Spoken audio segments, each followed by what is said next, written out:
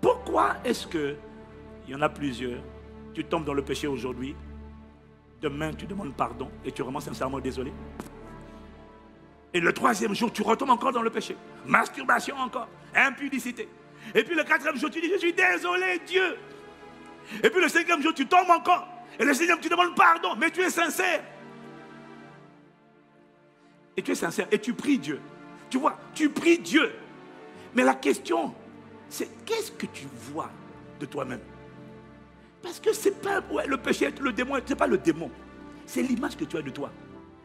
Dieu m'a dit, hein, quand tu vois quelqu'un comme ça, c'est comment il se voit qu'il faut changer. Ça veut dire que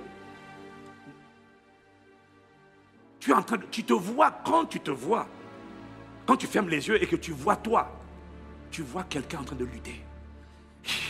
Tu ne vois pas quelqu'un de libre. Non. Dans ton subconscient, l'image que tu as de toi, c'est le gars qui essaie qui est en train de noyer, de se battre pour survivre. Tu n'as pas de toi l'image de quelqu'un qui est assis, qui est triomphateur, qui est libre du péché. En fait, la raison pour laquelle tu demandes pardon aujourd'hui, demain tu te repens, après demain tu demandes encore pardon, après et tu changes. Donc tu tombes, tu te relèves, tu tombes, tu te relèves. C'est parce qu'il y a une image mentale de toi, de quelqu'un qui n'est pas debout et établi. Quand tu te vois, tu ne vois pas un portrait d'un roi. Tu vois un portrait de quelqu'un qui est dos bossu, d'un esclave qui est en train de subir. Et c'est ça qui est en train de se passer dans ta réalité. Le jour où tu es bien disposé, tu dis aujourd'hui je ne cède pas. Mais à un moment donné, tu tombes.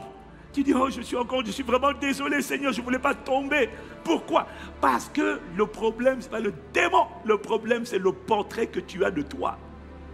Si tu te voyais comme un dominateur, comme une royauté, tu ne tomberais pas comme ça. Tu dois d'abord le voir avant de le vivre. Toi, tu veux le vivre avant de le voir. Ça ne marche pas. Alors on est en train de faire les soins pastoraux, on est en train de prier, on est en train d'essayer, par la prière, de délier, de chasser un démon, de délier quelqu'un, mais qui, lui, quand il voit son portrait dans son subconscient, il se voit attaché. On veut détacher quelqu'un qui se voit attaché. Ça ne marchera jamais. Voilà pourquoi on prie, on crie. Ça a l'air d'aller et demain on apprend qu'il est retombé. Pourquoi? Parce qu'on n'a pas travaillé d'abord l'image qu'il a de lui-même, le portrait.